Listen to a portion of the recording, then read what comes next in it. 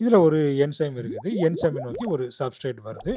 அதுக்கப்புறமா இந்த enzyme substrate complex form ஆகுது. அதுக்கப்புறமா அங்க வந்துட்டு ப்ராடக்ட்டா அது பிரிந்து போகுது. அதேபோல இந்த என்சைம்ல இந்த என்சைம் சப்ஸ்ட்ரேட் காம்ப்ளெக்ஸ் ஃபார்ம் பண்ண விடாம இன்ஹிபிட் பண்றதுக்கு நெறைய இன்ஹிபிட்டர்ஸ் இருக்குது. அதுல ஒரு டைப் தான் காம்படிட்டிவ் இன்ஹிபிட்டர்ஸ். இதில பார்த்தீங்கன்னா, இந்த சப்ஸ்ட்ரேட்டுக்கும் இன்ஹிபிட்டர்ஸ்க்குமான ஒரு காம்படிஷன். யாரு போய் அதில ஃபர்ஸ்ட்டு உட்கார்றது?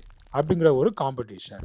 இப்போ நாம இந்த சப்ஸ்ட்ரேட்டினுடைய கான்சன்ட்ரேஷன நாம இன்கிரீஸ் பண்ணியாச்சுன்னா, இந்த இன்ஹிபிட்டர்ஸ நாம என்ன செய்யலாம்? ரிமூவ் பண்ணிடலாம். இப்ப பாருங்க சப்ஸ்ட்ரேட் அதிகமாயிருச்சு.